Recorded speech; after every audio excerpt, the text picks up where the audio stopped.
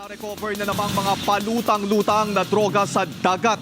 37 pakete ng hinihinalang shabu ang nadiskubre ng mga mangingisda sa magkahiwalay na barangay sa bayan ng Santa Cruz sa Ilocos Sur kahapon.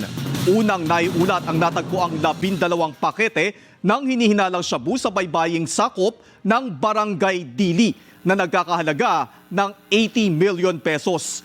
Agad itong isinuko ng mga mangingisdang nakakita sa Santa Cruz Municipal Police Station.